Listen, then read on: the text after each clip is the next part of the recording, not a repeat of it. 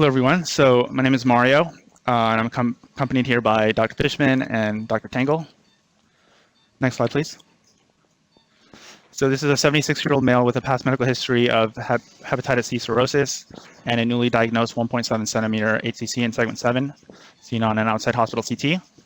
Patient was referred to interventional radiology at Mount Sinai for evaluation of local regional therapy in the setting of 1.7 centimeter segment 7 HCC. Past medical history, past surgical history is notable for hepatitis C and ascites being controlled with diuretics, and patient also has diabetes. Next slide, please. So patient, no known drug allergies, medications listed here. Social history is pretty non-contributory. Patient's non-smoker, denies alcohol use. Physical exam findings are listed here. Vital signs are all within normal limits. And of note, patient has a left radial artery pulse, 2+ pulses. Patient's also ECOG 0, fully active. Next slide, please. So lab results are shown here. Of note, patient has an INR of 1.4, T-billy of 1.2, albumin of 3.5. Patient's a Child-Pugh B7 and BCLCA. Next slide, please. This is a triple phase CT from August 21st. And you can see here the 1.7 centimeter lesion in segment 7, which demonstrates early arterial enhancement and portal venous washout. Patient also had an MRI with EOVIS that shows, again, a 1.7 centimeter lesion in segment 7, which washes out on a venous phase, and this lesion remains hypointense relative to the surrounding liver parenchyma on hepatobiliary phase. So together, those findings are compatible with hepatocellular carcinoma, just based on imaging alone. This is a Y90 mapping procedure. Sorry, go back to last slide. From September 24th. Last slide, please. So the first image is actually a DSA run from the right hepatic artery. And you can see tumor blush in segment 7, which correlates with the MRI findings. And during the same mapping procedure, we were able to get selective into the segment 6 branch of the right hepatic artery and did a cone beam CT. And we also use this technology called EmboGuide. It's a software by Philips that allows us to see these lesions in 3 dimensions, and also, very importantly, identifies feeding arteries. In this case, there's a solitary feeding artery, which I think you can see. It's a yellow squiggly line there. Next slide, please. So it also gives us useful information in terms of volume of the right hepatic lobe and of the lesion. So in this case, the right hepatic lobe measured almost 400 milliliters, and the lesion was about 7 milliliters. Next slide, please. So in summary, this is a 76-year-old male with newly diagnosed 1.7 centimeter HCC in segment 7. Patient's ECOG 0, Child-Pugh B7, BCLCA. Therapeutic options include surgery, transplants, ablation, and Y90 radioembolization. And given that the patient is a poor surgical candidate and the location of the lesion deep into segment 7, pretty close to the hepatic dome, it was determined that Y90 radioembolization was the safest and best option for curative intent. So after mapping and MAA administration, patient's back now for Y90 Therasphere radioembolization of HCC with curative intent. Okay, so we popped into the celiac pretty easily, and then we usually take the Sera and we try to guide it out a little bit further into the hepatic artery. And then we did a DSA. You can show the next run, Ed. DSA through the Sera. This is a 5 for 25 run. And you can see exactly what we saw during the mapping. You can see that blush very faintly, which we confirmed with cone beam CT during the mapping. If you guys can show the 3D, actually, no, you can see it. We did a cone beam CT, which is that middle image, confirming the target. And Ed, if you play the next run, you can see that chunky vessel there. And there's our run from that little tiny vessel. So we have a fair amount of tumor blush. We've confirmed it with cone beam CT, and we are going to hook up the Y90. So if you guys want to focus on this box here, well, I'll show you how we do that.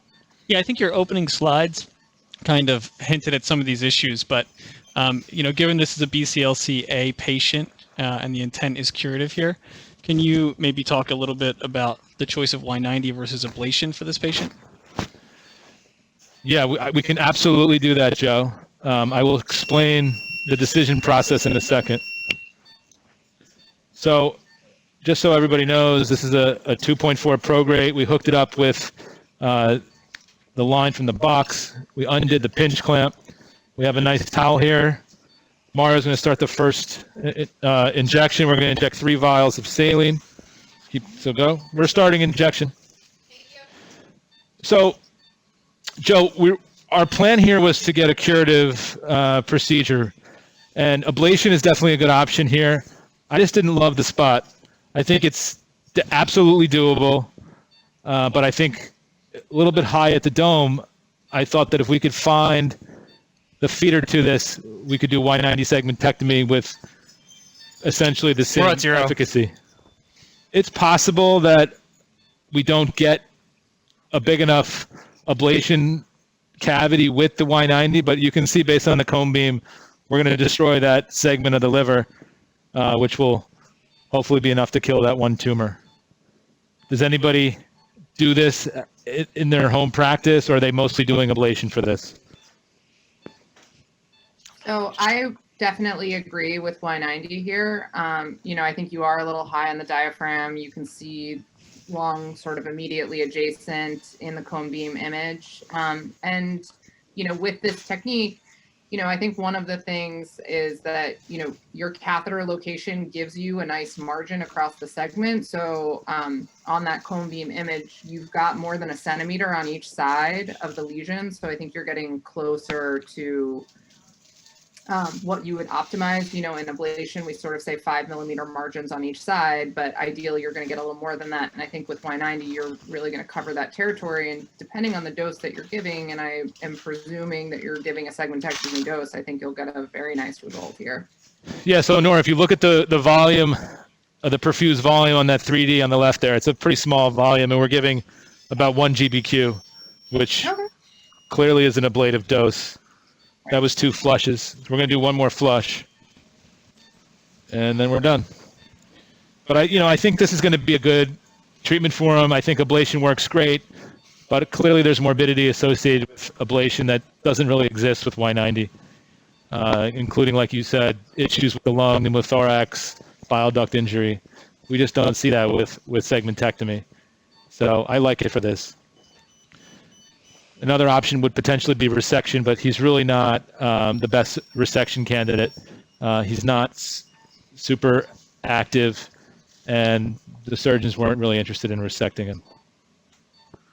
So given that there are so many repeat interventions, I mean, Y90 comes with a mapping before the radioembolization. It's kind of a great population to look at and compare patient preferences, because they're going to have very similar interventions, very similar angiograms repeatedly. And so that data showed over 70% of patients who had undergone radial and femoral access demonstrated a preference for radial artery access. That's absolutely right.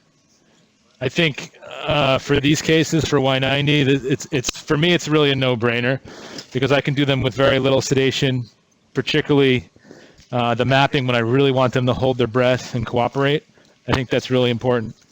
Can we scan the gloves and then we can get off the mat? So Joe, we're done with this injection. I don't know if you want to go to a different room. I know this wasn't the most exciting case of the day, but I wanted to show some of the IO stuff that we're doing.